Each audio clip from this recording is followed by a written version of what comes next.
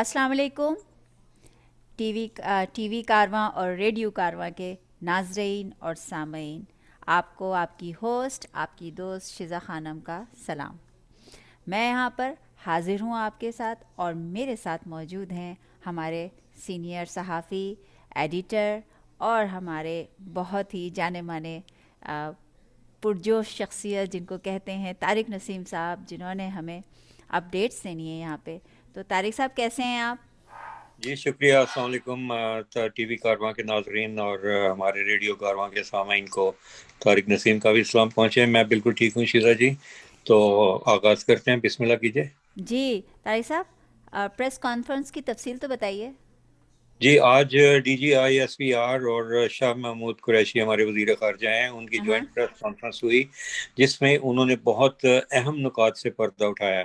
और ये कोई सरबस्ता राज नहीं था कि पाकिस्तान में जितनी दहशत गर्दी हो रही है वो इंडियन स्पॉन्सर्ड है, और उसके लिए वो भारी रकूम भी फराहम कर रहा है। उसके लिए अरबों रुपए अभी तक जो है वो ऐसी डिसमेंटल्ड ऑर्गेनाइजेशंस को और जो बैंड ऑर्गेनाइजेशंस हैं उनको फराहम किए जा चुके हैं। और ये सरमाया जो है वो अफगानिस्तान के बॉर्डर और पाकिस्तान के बॉर्डर के साथ साथ अफगानिस्तान में बनाए गए इंडियन कॉन्सुलेट्स के जरिए से फराहम किया जा सकता है, किया जा रहा था। जिसकी एक मिसाल करभूषण यादव हैं कि जो पकड़े गए थे और उन्होंने इतराफ़ जुर्म भी किया और उन्होंने सारी उसकी तफसील भी बताई थी।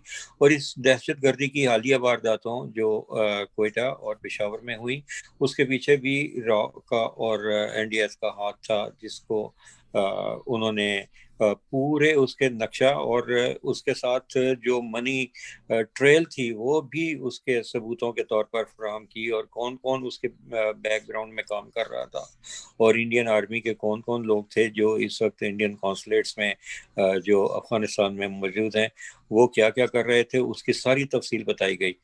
और इसके बाद बात यहाँ तक आ पहुंची है कि ये इल्ज़ाम पाकिस्तान के ऊपर आ रहा था कि वो दहशत गर्दों की फंडिंग करता है। वो कहते हैं कि इल्ज़ाम दूसरों को देते, कसूर इनका अपना निकल आया। अब पाकिस्तान को चाहिए कि ये FATF में इंडिया के खिलाफ मुकदमा लेकर जाए कि दहशत गर्दों की जो सरपरस्ती है, और उसके बारे में तो अमेरिकन जराइद ने भी मज़ामीन लिखे हैं कि इंडिया में बैंड ऑर्गेनाइजेशंस को फंडिंग की जा रही है और वहां से दहशत गर्दी की सरपरस्ती हो रही है। जी। तो ये अब तक की सूरत हाल है। उस प्रेस कॉन्फ्रेंस का मुख्तसरन हाल ये था। जी तारिक तो साहब, अब गिलगित, आगे चलें। हाँ आगे चलते हैं। गिलगित बल्तिस्तान में इलेक्शंस हो रहे हैं, तो आपको क्या लगता है किसकी जी पोजीशन स्ट्रांग नज़र आ रही है?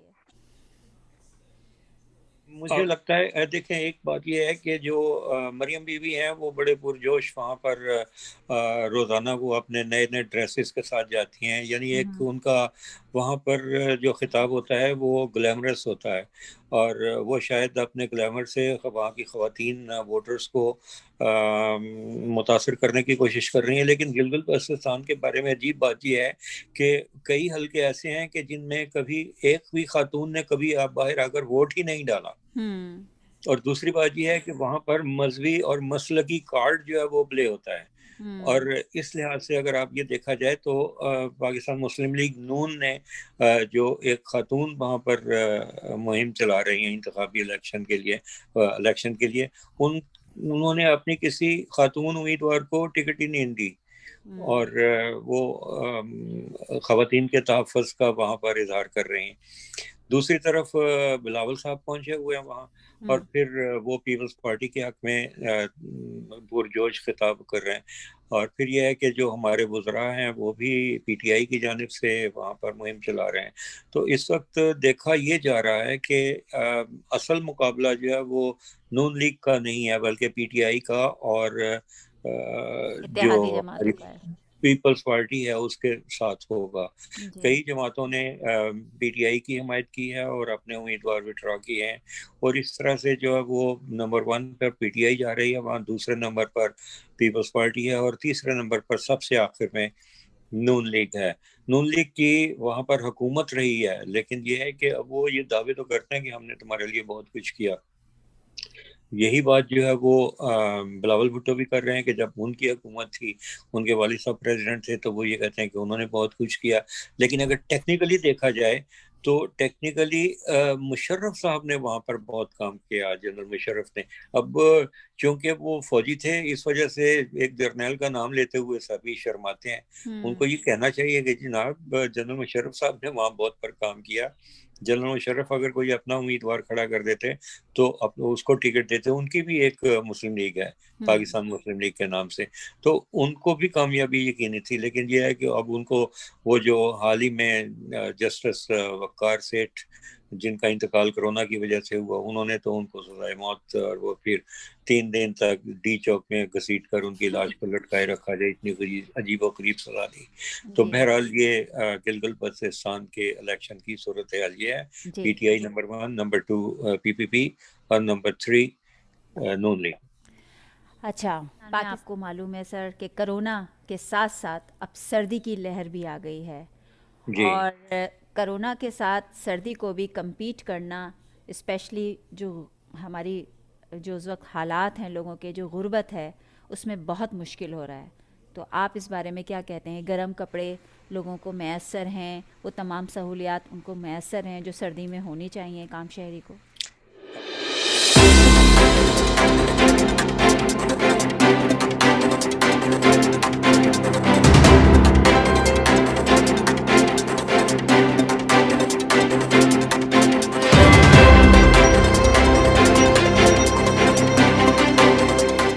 सवाल जो है वो यही है कि ये जो मास्क लगाना है ये वेंटिलेटर पर जाने से बेहतर है।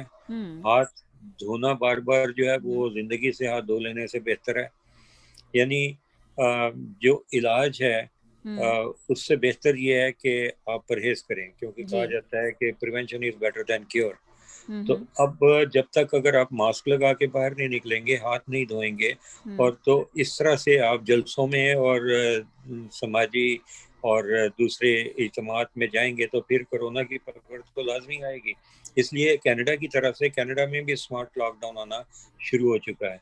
तो इस तरह से अगर आप ये करें कि वहाँ पर जो पाकिस्तान में स्मार्ट लॉकडाउन आ रहा है उसकी पाबंदी करें और ये सोचें कि ये हमारी जान बचाने के लिए किया जा रहा है। दूसरी जानिब जो है वो सर्दी ने वहाँ गुरबा की जान निचोड़ रखी है।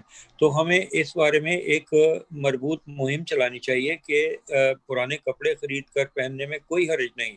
अभी देखें कि कनाडा और अमेरिका में लोग बड़े दंदनाते हुए जाते हैं सेकंड। जी सर। जी सर। जी, तो मैं ये अर्ज कर रहा था कि पुराने कपड़े खरीद कर पहनने में कोई हर्ज नहीं। वो आप अपनी हलाल की कमाई से खरीदते हैं, चाहे नया खरीदें या पुराना खरीदें। यहाँ पे तो वो गुडविल के नाम से बहुत अच्छी शॉप्स बनी होती हैं और लोग जाते हैं जब उनको ज़रूरत होती है और बिल्कुल, जाके बाय गुडविल के करते हैं। नाम पे यहाँ कनाडा में भी है। और स्टोर के बाहर आप देखें तो बड़े बड़े नए मॉडल की लग्जरी कारें होती हैं, लोग उसमें आते हैं और वो बड़े शौक से जाकर वहाँ देखते हैं। उसको वो ट्रेजर हंट कहते हैं कि एक जो $400 का सूट था वो मैंने $15 में ले लिया। तो इस तरह से अगर पाकिस्तान में भी, अच्छा, ये जो लंडा का मजाक उड़ाया जाता है, बहुत ये तज़ीक सिलसिला है खत्म इसकी। होना। हाँ, ये बार बार टीवी के ऊपर ये कहते हैं कि ये तुम्हारे लंडे के कपड़े हैं, ये सिलसिला खत्म होना चाहिए। अब आप इस तरह से दूसरों की गुर्बत का मजाक नहीं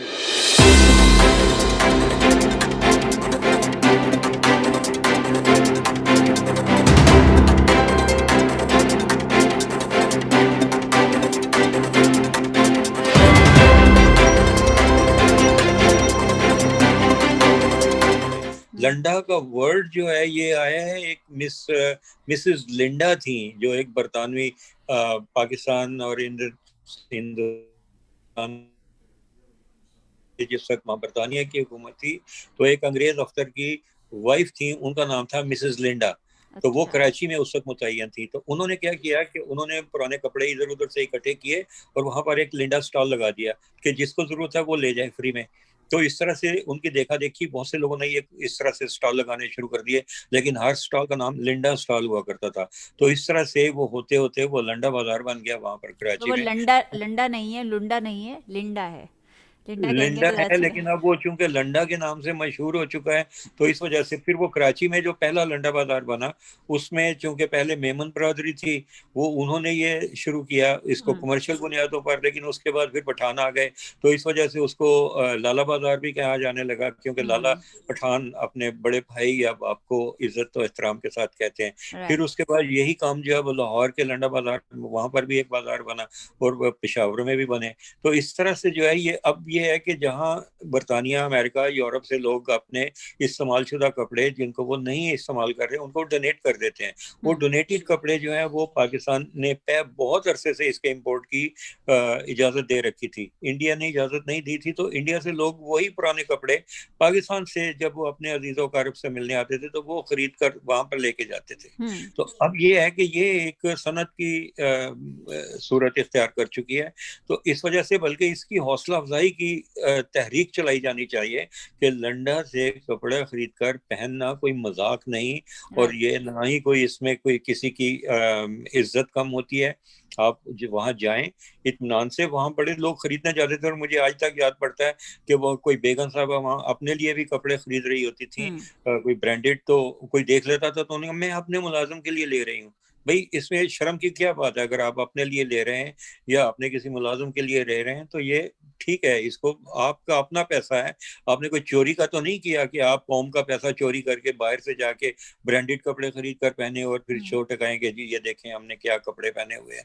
रोजाना आप कोई वो रोलेक्स की घड़ी लगा के आ जाएं, ब्रांडेड कपड़े पहन के आ जाएं। उससे तो अच्छा वो गरीब आदमी है कि जो दिहाड़ीदार मजदूर है, वो जाके 500,000 का एक कोट खरीद लेता है, तो वो आप के लिए मेरे मेरे ख्याल में तो वो ज्यादा काबिल एहतराम है और काबिल इज्जत है, ठीक है और इसका तारिक लंडे साहब। का मजाक बनाना बंद कर दिया जाए। ठीक है, हमारे प्रोग्राम का वक्त ख़त्म होता है, और तारिक साहब ने बहुत अच्छी बात कही है कि हराम के माल से ख़रीदा हुआ ब्रांडेड जूता, पर्स या घड़ी या जो भी आपके मलबूसात हैं वो ख़रीद के और तन के चलने से बेहतर है कि हलाल की कमाई से अगर आपने पहना हुआ भी कोई इस तरह का गुडविल का भी कुछ पहना हुआ है, उस पर ज़्यादा फ़ख्र होना चाहिए, बजाय इसके कि आपने चोरी करके या किसी का डाका डाल के या किसी का छीन के बहुत अच्छा सा कोई ब्रांडेड जूता या कपड़ा पहन लिया और आप उसकी शान और शौकत दिखा रहे हैं। तो इस झूठी शान और शौकत से बाहर आइए, अपनी सोच को बदलिए। तो इसके साथ ही हम आज इजाज़त चाहते हैं। हम फिर आएंगे इंशाल्लाह ताला अपने नए प्रोग्राम के साथ, अपने नए टॉपिक के साथ और अपनी अपडेट।